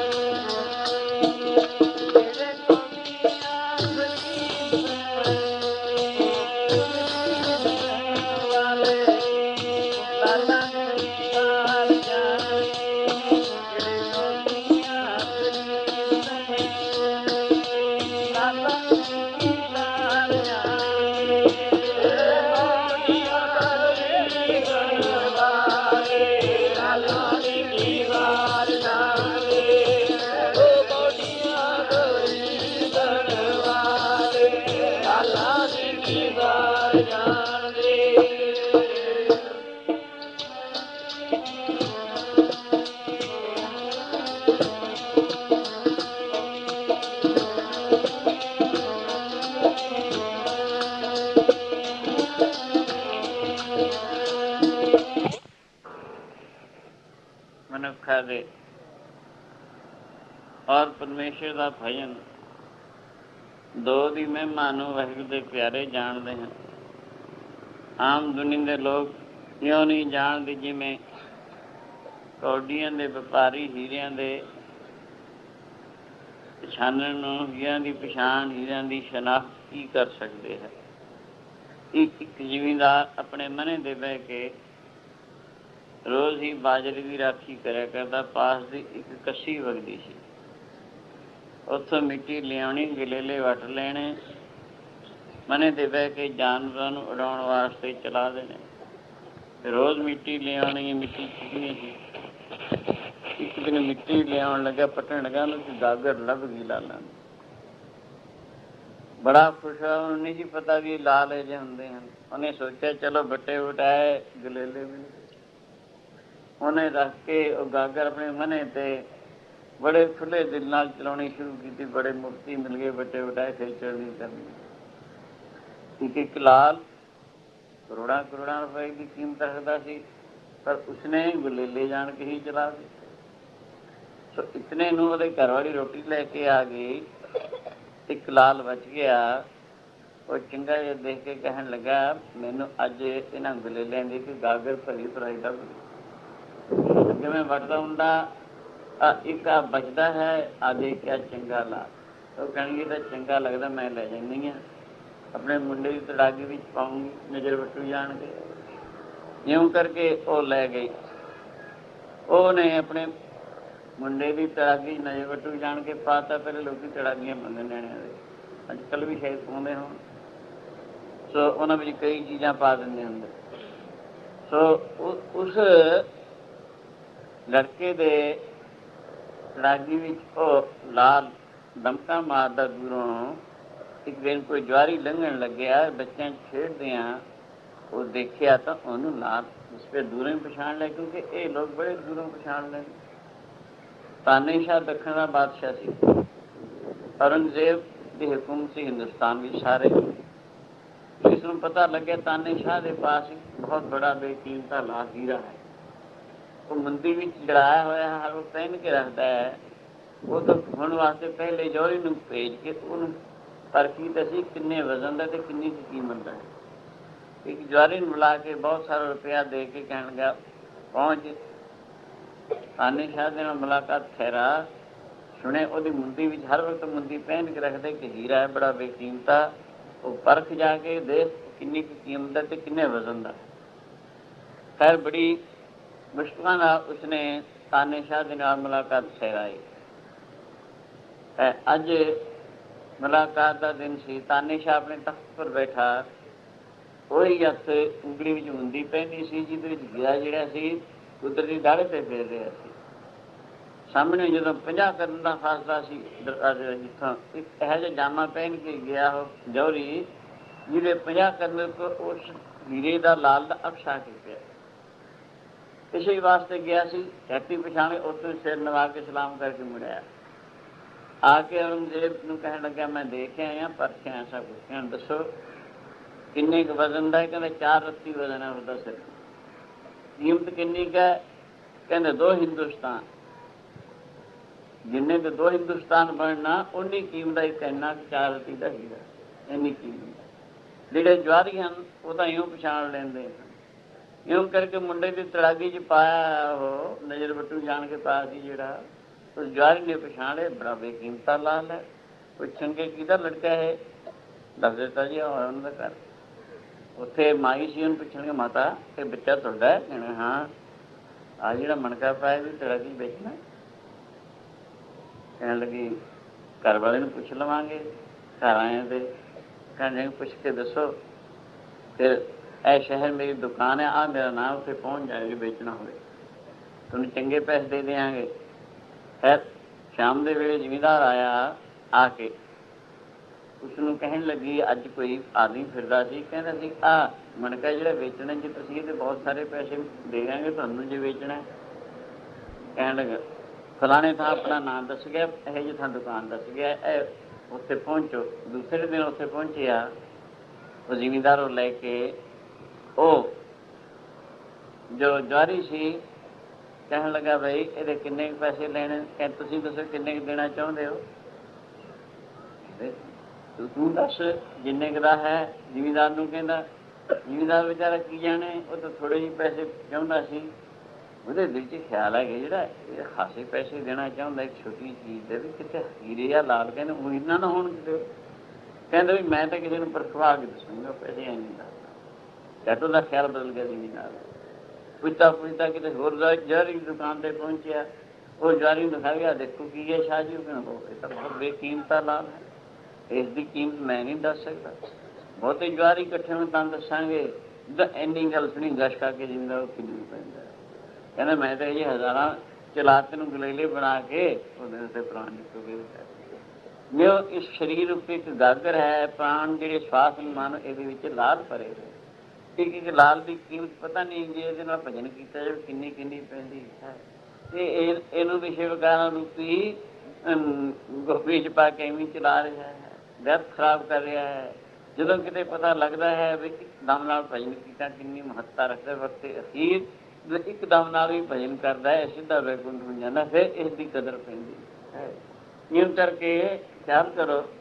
ਉਹ ਕਹਿੰਦਾ ਹੈ ਪਹਿਲਾਦ ਉਹਨਾਂ ਦੈਤਾਂ ਨੂੰ ਜਿਹੜੇ ਪਹਾੜ 'ਤੇ ਲੈ ਕੇ ਉਸਨੂੰ ਸਿੱਖਣ ਵਾਸਤੇ ਗਏ ਸਨ, ਸਮਝਾਉਣਾ ਚਾਹੁੰਦੇ ਹਨ। ਉਹ ਕਹਿੰਦੇ ਤੁਹਾਨੂੰ ਕੀ ਪਤਾ ਹੈ, ਤੁਸੀਂ ਆਪਣਾ ਕੰਮ ਕਰੋ, ਆਪਣੇ ਰਾਜ ਦਾ ਹੁਕਮ ਮੰਨੋ, ਮੇਰਾ ਰਾਖਾ ਜਿਹੜਾ ਹੈ ਮੇਰੇ ਨਾਲ ਹੈ। ਫਿਰ ਉਹਨਾਂ ਨੇ ਉੱਥੋਂ ਹੱਥ ਪੈਰ ਬੰਨ੍ਹ ਕੇ ਪਹਾੜ ਤੋਂ ਰੋੜਿਆ, ਪਰ ਰਾਮ ਰਾਮ ਪਹਿਲਾਦ ਪੁਕਾਰੇ ਧੀਰਾ ਬਾਂਧ ਪਰ ਉਡਾਰੇ। ਇਉਂ ਬੰਨਿਆ ਪਰਮੇਸ਼ਰ ਹਮੇਸ਼ਾ ਆਪਣਾ ਰਾਖਾ ਇਉਂ ਰੁੜਦਾ ਆਉਂਦੇ ਜਿਵੇਂ ਰੂਹ ਦੇ ਉੱਪਰ ਰੁੜਦਾ ਹੁੰਦਾ ਹੈ। ਰੰਚਕ ਮਾਤਰ ਸੱਟ ਨਹੀਂ ਲੱਗੀ, ਪਹਾੜ ਦੀ ਜੜ੍ਹ ਵਿੱਚ ਆ ਕੇ ਬੈਠਾ ਹੈ। ਲੋਕਾਂ ਨੂੰ ਪਤਾ ਸੀ ਕਿ ਪਹਿਲਾਦ ਨੂੰ ਪਹਾੜ 'ਤੇ ਲੈ ਕੇ ਸਿੱਖਣ ਵਾਸਤੇ ਦੇਖੀ ਭਲਾ ਬਚਦਾ ਕਿ ਨਾ ਕੀ ਖੇਡ ਵਰਤਦੀ ਹੈ। ਜਦੋਂ ਆ ਕੇ ਪਹਿਲਾ ਸਹੀ ਸਲਾਮ ਚੌਂਕਾ ਮਾਰ ਕੇ ਬੈਠਾ ਪਹਾੜ ਦੀ ਜੜ ਵਿੱਚ, ਲੋਕਾਂ ਨੂੰ ਕਹਿੰਦਾ ਦੇਖੋ ਲੋਕੋ, ਮੇਰਾ ਪਿਤਾ ਕਹਿੰਦਾ ਪਰਮਾਤਮਾ ਹੈ ਨਹੀਂ ਕੋਈ, ਨਹੀਂ ਹੈ ਤਿੰਨਾਂ ਲੋਕਾਂ ਦਾ ਕਰਤਾ ਹੱਤਾ ਧਰਤਾ ਭਲਾਇਓ, ਦੱਸੋ ਮੈਨੂੰ ਹੁਣ ਕਿਹਨੇ ਬਚਾਇਆ ਹੈ? ਐਡੇ ਪਹਾੜ ਤੋਂ ਕੌਣ ਬਚ ਸਕਦਾ ਹੈ? ਹਾਂ, ਉਹ ਮੇਰੇ ਪਰਮਾਤਮਾ ਨੇ ਬਚਾਇਆ। ਤੁਸੀਂ ਵੀ ਉਸਦਾ ਭਜਨ ਕਰੋ, ਉਹ ਸਾਰੇ ਹੀ ਪਰਿਪੂਰਨ ਹੈ, ਰਮਿਆ ਹੋਇਆ ਹੈ। ਰਾਮ ਬੋਲੇ ਰਾਮ ਬੋਲੇ ਰਾਮ ਬੋਲਦਾ ਸਭਨਾ ਜਗਤਾਂ ਦੇ ਰਾਮ ਬੋਲਦਾ।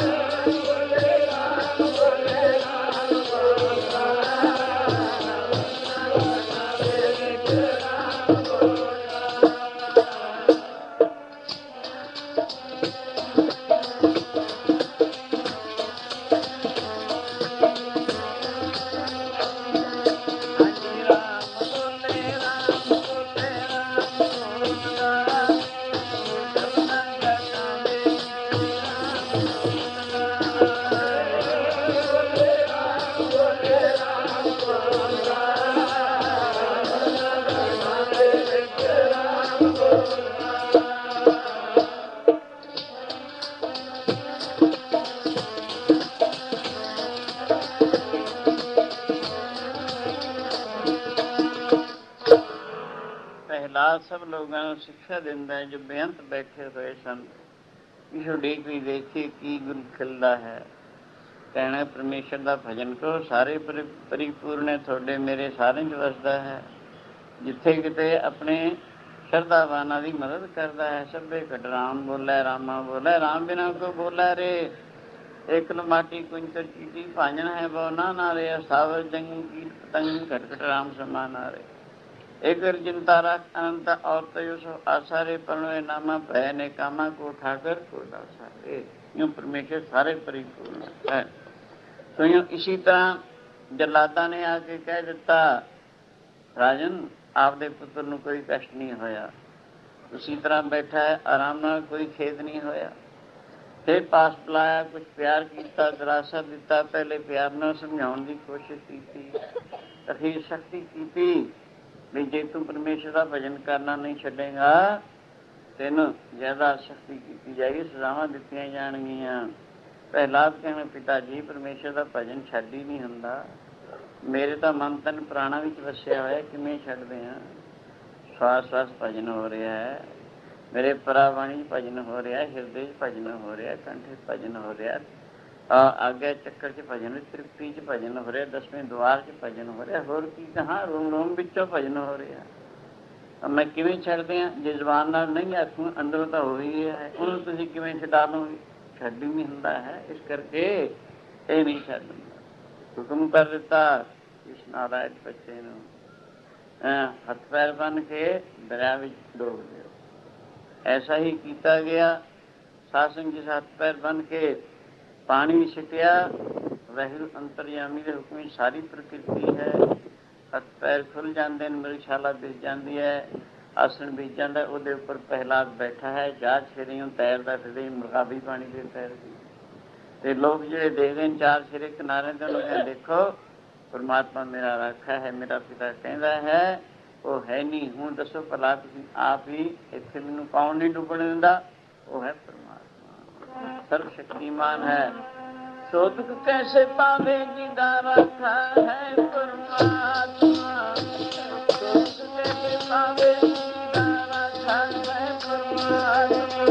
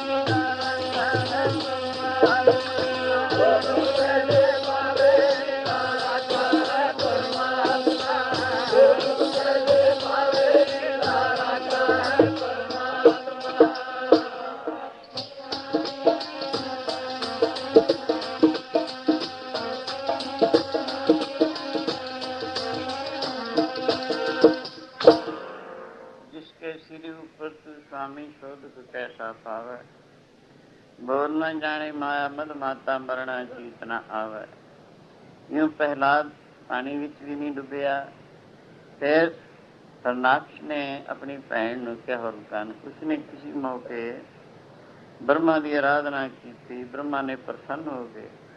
उसने एक चादर दिती हुई सी जिहदे विच सिफ्त सी, जेकर उसनूं ओढ़ के अग विच बैठ जाए सड़दा नहीं सी।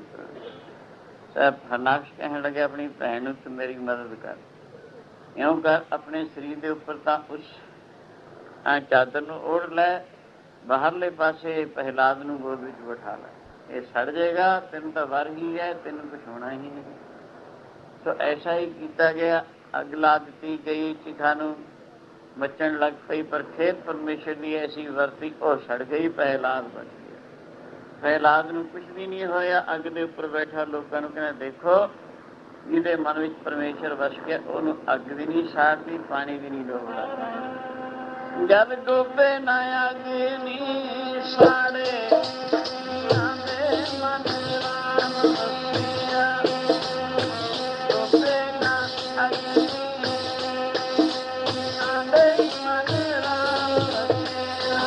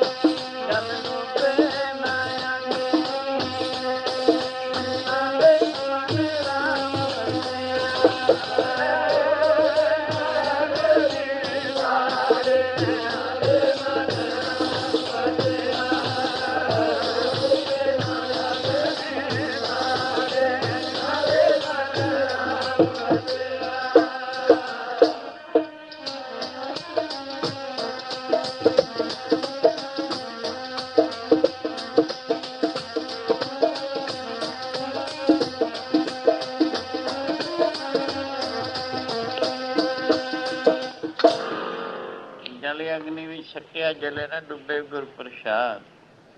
जल अग्नि विच छकिया गया, ना पानी विच डुबिया, ना अग ने साड़िया। गुरु की कृपा, परमेश्वर की कृपा। इउं बल्कि प्रहलाद सब लोगों को कहना, देखो मेरा राखा अग विच भी नहीं सड़न दिंदा।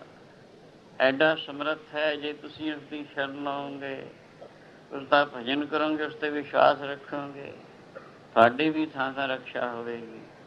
ਸਭ ਲੋਕਾਂ ਦਾ ਵਿਸ਼ਵਾਸ ਵੱਧਦਾ ਚਲਾ ਜਾਂਦਾ, ਕਿਉਂਕਿ ਜਿਸਕੇ ਅੰਤਰ ਵਸੇ ਨਿਰੰਕਾਰ ਤਿਸਕੀ ਸੀਖ ਤਰੇ ਸੰਸਾਰ। ਇਉਂ ਸਭ ਲੋਕ ਪ੍ਰਹਿਲਾਦ ਨੂੰ, ਯਾਨੀ ਹਰਨਾਕਸ਼ ਦਾ ਇੱਕ ਨੂੰ ਹਟਾਉਣਾ ਚਾਹੁੰਦਾ ਹੈ।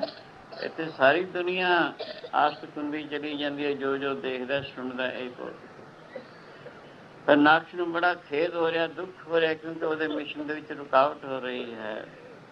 ਅਖੀਰ ਹੁਕਮ ਕੀਤਾ ਵੀ ਇਸ ਬੱਚੇ ਨੂੰ ਜ਼ਹਿਰ ਦੇ ਦਿਓ ਖਾਣੇ ਵਿੱਚ। ਰਾਤ ਦੇ ਵੇਲੇ ਖਾਣੇ ਵਿੱਚ ਜ਼ਹਿਰ ਪਾਇਆ ਗਿਆ, ਨਾਲੇ ਕਹਿ ਵੀ ਦਿੱਤਾ ਗਿਆ ਅਜੇ ਵੀ ਵੇਲਾ ਹੈ ਰਾਮ ਕਹਿਣ ਕੀ ਛੋੜ ਮਾਂ।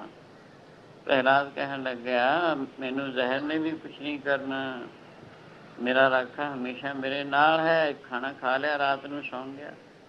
ਲੋਕੀ ਬੇਅੰਤ ਬਾਹਰ ਬੈਠੇ ਨੇ ਵੀ ਸ਼ਾਇਦ ਅਰਥੀ ਨਿਕਲੂਗੀ ਹੁਣ ਤਾਂ। ਪਰ ਜਦੋਂ ਦਰਵਾਜ਼ਾ ਖੁੱਲ੍ਹਿਆ, ਪ੍ਰਹਿਲਾਦ ਸਭ ਨੂੰ ਕਹਿੰਦਾ, ਤੁਸੀਂ ਇੰਨੇ ਕਿਉਂ ਬੈਠੇ ਹੋ ਇੱਥੇ? मैं तो आनंद विच राजी खुश हाँ, मैनू जहर ने की करना सी, अंबर का कम किया जहर ने। यूं करके फिर उसनों बहुत सारे सब इकट्ठे करके सिपालियां नूं कह के एक कोहड़ी विच बंद करके रात दे वेले प्रहलाद नूं उन्हां सप्पां वाली कोहड़ी 'ਚ बंद कर दित्ता। वे सप खा जाणगे इसनूं। हुण लोकां नूं बड़ा पै सी वे सप्पां वाली कोहड़ी, सप बड़े जहरीले, ਇਹ ਨਹੀਂ ਛੱਡਣਾ। ਪ੍ਰਹਿਲਾਦ ਰਾਤ ਨੂੰ ਸੱਪਾਂ ਨਾਲ ਖੇਡਦਾ ਰਿਹਾ, ਉਹਦੀ ਦ੍ਰਿਸ਼ਟੀ ਸਮ ਸੀ, ਉਹਨਾਂ ਵਿੱਚ ਹੀ ਪਰਮਾਤਮਾ ਦੇਖਦਾ ਸੀ। ਜਦੋਂ ਦਰਵਾਜ਼ਾ ਖੁੱਲਿਆ ਸੱਪ ਬਾਹਰ ਨੂੰ ਦੌੜਦੇ ਨੇ, ਪ੍ਰਹਿਲਾਦ ਵੀ ਬਾਹਰ ਨੂੰ ਆ ਰਿਹਾ। ਲੋਕੀ ਦੇਖ ਕੇ ਹੈਰਾਨ ਨੂੰ ਸੱਪਾਂ ਤੋਂ ਡਰਦੇ, ਕਹਿਣ ਲੱਗਾ ਤੁਸੀਂ ਕਿਉਂ ਡਰਦੇ ਹੋ? ਮੈਂ ਸਾਰੀ ਰਾਤ ਇਹਨਾਂ ਵਿੱਚ ਹੀ ਰਿਹਾ, ਮੈਨੂੰ ਕੁਛ ਨਹੀਂ ਕਿਹਾ, ਤੁਹਾਨੂੰ ਕੀ ਕਹਿਣਗੇ? ਤੁਸੀਂ ਵੀ ਮੇਰੇ ਵਾਲੀ ਦ੍ਰਿਸ਼ਟੀ ਤੇ ਤਾਂ ਕਿ ਤੁਸੀਂ ਵੀ ਇਹਨਾਂ ਤੋਂ ਬਚੋ। ਸੰਯੋਗ ਕਰਕੇ ਸੱਪਾਂ ਨੇ ਵੀ ਕੁਛ ਨਹੀਂ ਕਿਹਾ। ਇਸੇ ਤਰ੍ਹਾਂ ਬੜੀਆਂ ਤਕਲੀਫਾਂ ਦਿੱਤੀਆਂ। ਅਖੀਰ ਇੱਕ ਬਹੁਤ ਸਾਰਾ ਵੱਡਾ ਲਾਲ ਥੰਮ ਅੱਗ ਨਾਲ ਤਪਾ ਕੇ ਅੱਗ ਵਰਗਾਈ ਲਾਲ ਕਰ ਲਿਆ। ਕਹਿਣ ਲੱਗਾ ਬਹੁਤੇ ਟੂਣੇ ਟਾਮਣ ਜਾਣਦੇ, ਤੂੰ ਪਤਾ ਹੈ ਹੁਣ ਦੇਖਾਂ ਤੇਰਾ ਰਾਮ ਰੱਖੂ ਤਾਂ ਥੰਮ ਨਾਲ ਚਿੰਬੜ। ਪ੍ਰਹਿਲਾਦ ਕਹਿੰਦਾ ਪਿਤਾ ਜੀ ਇੱਥੇ ਵੀ ਮੇਰਾ ਰਾਖਾ ਹੈ, ਜਿੱਥੇ ਉਹਨਾਂ ਥਾਵਾਂ ਵਿੱਚ ਰੱਖਿਆ ਇੱਥੇ ਨਹੀਂ ਰੱਖੇਗਾ? ਉਹ ਤਾਂ ਸਾਰੇ ਪਰਿਪੂਰਨ ਹੈ, ਉਹ ਤਾਂ ਖਾਲੀ ਥਾਂ ਤਾਂ ਕੋਈ ਹੈ ਹੀ ਨਹੀਂ। 14 ਲੋਕ ਮਝਾਰ ਰੋਮ ਰੋਮ ਮੇ ਵਸੇ ਮਰਾਰ। ਹਾਂ ਸ਼ਰਧਾ ਜਿਨ੍ਹਾਂ ਦੀ ਹੈ ਉਹਨਾਂ ਦੀ ਰਕਸ਼ਾ ਕਰਦਾ ਹੈ। ਸੰਯੋਗ ਕਰਕੇ ਥੰਮ ਨਾਲ ਦੌੜ ਕੇ ਪ੍ਰਹਿਲਾਦ ਚਿੰਬੜ ਗਿਆ। ਹਾਲਾਂਕਿ ਦੂਰ ਦੂਰ ਤੱਕ ਛੇਕ ਮਾਰਦਾ ਸੀ, ਇੰਨਾ ਗਰਮ ਸੀ, ਪਰ ਜਦੋਂ ਪ੍ਰਹਿਲਾਦ ਥੰਮ ਨੂੰ ਜਾ ਕੇ ਚਿੰਬੜਿਆ ਉਹ ਠੰਡਾ ਠਾਰ ਹੋ ਜਾਂਦਾ। ਕੁਛ ਨਹੀਂ ਹੋਇਆ। ਅਖੀਰ ਨੂੰ ਗੁੱਸੇ ਵਿੱਚ ਆ ਕੇ ਹਰਨਾਕਸ਼ ਨੇ ਤਲਵਾਰ ਖਿੱਚ ਲਈ। ਇਹ ਹੋਰ ਨਹੀਂ ਕੁਛ ਇਲਾਜ ਇਸ ਬੱਚੇ ਦੇ ਸਖਤ ਟੋਟੇ ਕਰ। ਜਿਸ ਵਕਤ ਐਸਾ ਕੀਤਾ ਗਰਜਵੀਂ ਆਵਾਜ਼ ਹੈ ਜਿਵੇਂ ਪਹਾੜ ਫਟਦਾ ਹੁੰਦਾ ਹੈ। ਥੰਮ ਫਟ ਗਿਆ, ਉਹਦੇ ਵਿੱਚੋਂ ਨਰਸਿੰਘ ਰੂਪ ਪ੍ਰਗਟ ਹੋਇਆ। ਭਗਵਾਨ ਭਾਵੇਂ ਜਨਮ ਲੈ ਲੈ ਕਿਤੋਂ, ਭਾਵੇਂ ਜਿੱਥੇ ਮਰਜ਼ੀ ਚਾਹੇ ਉੱਥੋਂ ਪ੍ਰਗਟ ਹੋ ਜਾਵੇ। ਸਮਰਥ ਹੈ, ਪੂਰਨ ਵੈਰਾਗ, ਪੂਰਨ ਗਿਆਨ, ਪੂਰਨ ਧਿਆਨ, ਪੂਰਨ ਸ਼ਕਤੀ, ਪੂਰਨ ਯਸ਼, ਪੂਰਨ ਐਸ਼ਵਰਜ, 6 ਘਟਾਂ ਸੰਪੰਨ ਜੋ ਉਸਨੂੰ ਭਗਵਾਨ ਕਹਿੰਦੇ ਹਨ। ਇਉਂ ਕਰਕੇ ਭਾਵੇਂ ਕਿਤੇ ਪ੍ਰਗਟ ਹੋ ਕੇ ਅਲੋਪ ਹੋ ਜਾਏ, ਭਾਵੇਂ ਜਨਮ ਲੈ ਲਵੇ, ਉਹਦੀ ਆਪਣੀ ਮਰਜ਼ੀ ਹੈ, ਸੁਤੰਤਰ ਹੈ। ਜਿਵੇਂ ਸੁਤੰਤਰ ਰਾਜੇ ਨੂੰ ਜੇ ਕੋਈ ਕਹੇ ਇਹ ਸੈਰ ਕਰਨ ਕਿਉਂ ਜਾਂਦਾ ਹੈ, ਇਹ ਉੱਧਰ ਨੂੰ ਕਿਉਂ ਜਾਂਦੇ, ਆਪਣੀ ਮਰਜ਼ੀ ਕਿਧਰੇ ਜਾਵੇ। ਇਸੇ ਤਰ੍ਹਾਂ ਪਰਮਾਤਮਾ ਸਮਰੱਥ ਹੈ, ਸੁਤੰਤਰ ਹੈ, ਉਹਦੇ ਕਿਸੇ ਕਿਸਮ ਦਾ ਉਹਦੇ ਉੱਪਰ ਕਿਸੇ ਦਾ ਕਰ ਨਹੀਂ ਹੈ, ਹੁਕਮ ਨਹੀਂ ਹੈ। ਜਿਵੇਂ ਮਰਜ਼ੀ ਚਾਹੇ ਭਾਵੇਂ ਕਿਤੋਂ ਪ੍ਰਗਟ ਹੋ ਕੇ ਕਿਸੇ ਦੀ ਰਕਸ਼ਾ ਕਰਨ ਵਾਸਤੇ ਪਰ ਐਂ ਹੋ ਜਾਵੇ, ਫਿਰ ਅਲੋਪ ਹੋ ਜਾਵੇ। ਭਾਵੇਂ ਕਿਤੋਂ ਜਨਮ ਲੈ ਕੇ ਹੌਲੀ ਹੌਲੀ ਲੋਕਾਂ ਦੀ ਮਰਿਆਦਾ ਵਾਂਗੂ, ਜਿਵੇਂ ਰਾਮ ਨੇ ਜਨਮ ਲਿਆ ਸੀ, ਕੁਛ ਲਿਆ ਤਾਂ ਕ੍ਰਿਸ਼ਨ ਨੇ ਜਨਮ ਲਿਆ ਸੀ, ਐਸਾ ਕਰ ਲਵੇ। ਗੁਰੂ ਨਾਨਕ ਜੀ ਨੇ ਐਸਾ ਕੀਤਾ। ਸੋ ਇਹ ਸਮਰੱਥ ਹੈ। ਇਉਂ ਝੱਟ ਹੀ ਪ੍ਰਗਟ ਹੋ ਕੇ ਨਰਸਿੰਘ ਰੂਪ ਧਾਰ ਕੇ, ਕਿਉਂਕਿ ਇਹਨੇ ਵਰ ਲਏ ਸਨ, ਨਾ ਕਿਸੇ ਆਦਮੀ ਤੋਂ ਮਰਾ, ਨਾ ਕਿਸੇ ਜਾਨਵਰ ਤੋਂ ਮਰਾ, ਨਾ ਦਿਨ ਨਾ ਰਾਤ, ਨਾ ਸ਼ਸਤਰ ਤੇ ਔਰ ਨਾ ਅੰਦਰ ਨਾ ਬਾਹਰ, ਨਾ ਕਿਸੇ 12 ਮਹੀਨੇ। ਇਹ ਜਿਹੇ ਵਰ ਲਏ ਸਨ। ਮਨ ਬੇਸਿਕ ਹੋਇਆ ਬੈਠੀ ਮੈਂ ਤਾਂ ਹੁਣ ਮਰਨਾ ਹੀ ਨਹੀਂ, ਪਰ ਜਿਹੜਾ ਇਹ ਜਿਹੇ ਵਰ ਦੇ ਸਕਦਾ ਹੈ ਉਹ ਕਈ ਬਣਤਾ ਵੀ ਬਣਾ ਸਕਦਾ ਹੈ। ਇਸੇ ਕਰਕੇ ਉਹਨੂੰ ਨਰਸਿੰਘ ਰੂਪ ਧਾਰਨਾ ਪਿਆ।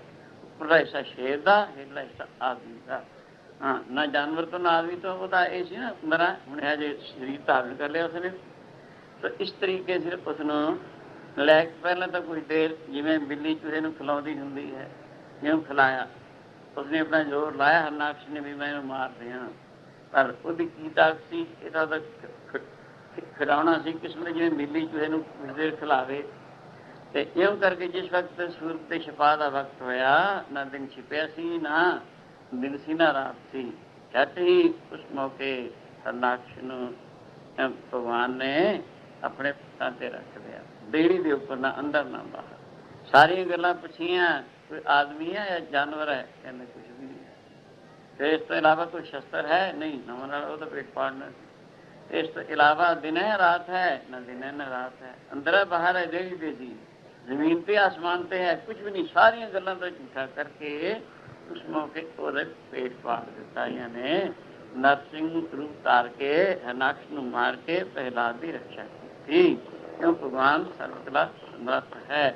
ਇਸ ਨੂੰ ਨਿਮਿਤ ਅਵਤਾਰ ਦੱਸਿਆ ਸੀ ਪ੍ਰਹਿਲਾਦ ਦੀ ਰਕਸ਼ਾ ਵਾਸਤੇ। ਉਸਨੇ ਹਮ ਚੋਂ ਹੀ ਪ੍ਰਗਟ ਹੋ ਕੇ ਇਉਂ ਇਹ ਜਿਹੀ ਖੇਲ ਵਰਤਾਈ ਸੀ।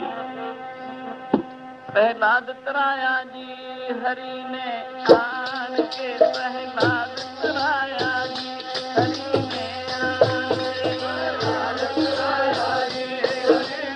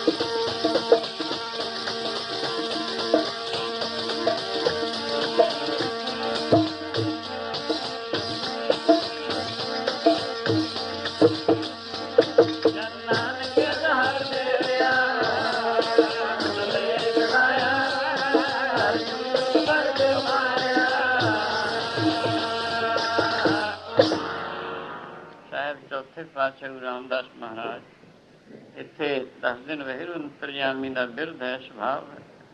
ਯੁਗਾ ਯੁਗੰਤਰਾਂ ਦੇ ਵਿੱਚ ਉਹਨਾਂ ਦੇ ਭਗਤਾਂ ਦੇ ਕਈ ਦਫਾ ਔਕੜਾਂ ਆਉਂਦੀਆਂ ਰਹੀਆਂ।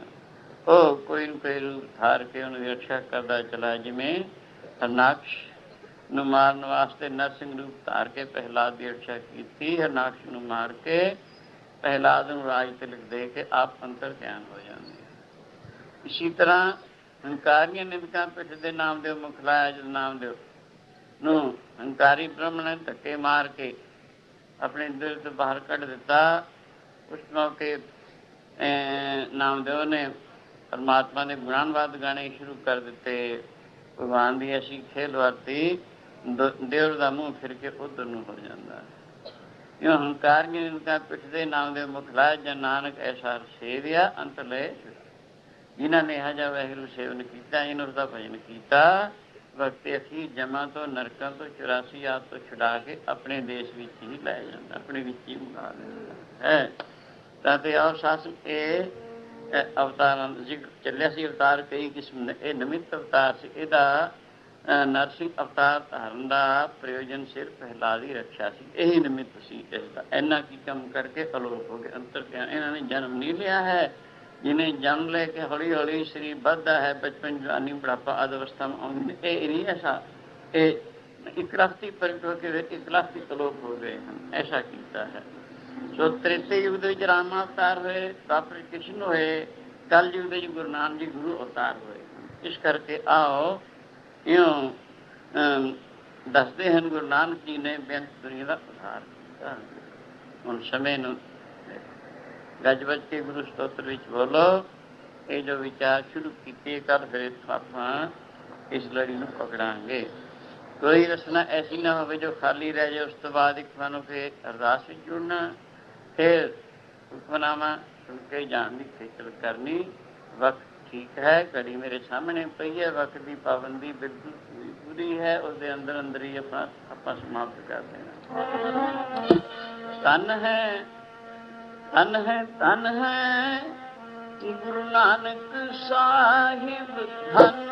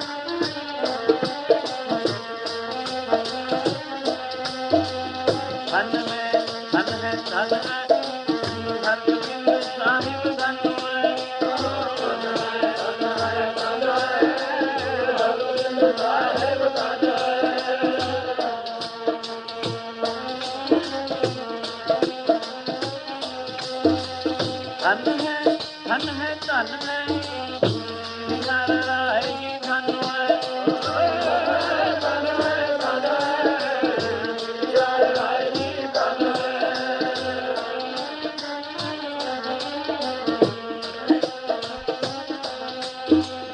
ਧਨ ਹੈ ਧਨ ਹੈ ਧਨ ਹੈ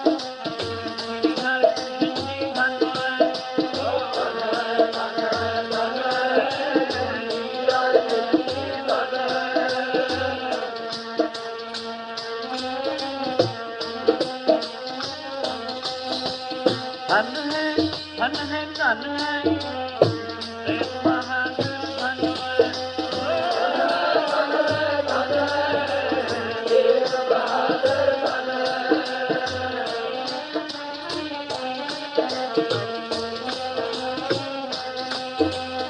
ਧਨ ਹੈ ਧਨ ਹੈ ਧਨ ਹੈ ਗੋਬਿੰਦ ਸਿੰਘ ਜੀ ਧਨ ਹੈ ਧਨ ਹੈ ਧਨ ਹੈ ਗੋਬਿੰਦ ਸਿੰਘ ਜੀ ਧਨ ਹੈ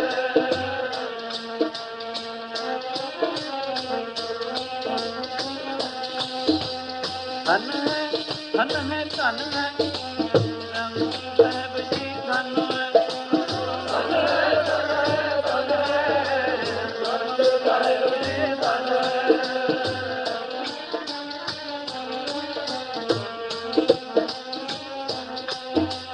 ਧਨ ਹੈ ਧਨ ਹੈ ਧਨ ਹੈ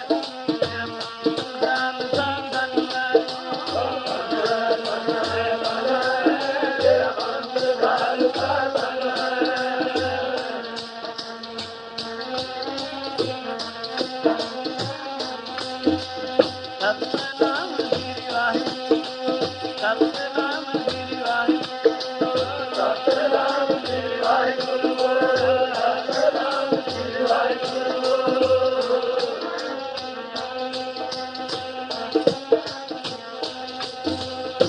ਵਾਹਿਗੁਰੂ ਵਾਹਿਗੁਰੂ ਵਾਹਿਗੁਰੂ ਵਾਹਿਗੁਰੂ ਵਾਹਿਗੁਰੂ ਵਾਹਿਗੁਰੂ ਵਾਹਿਗੁਰੂ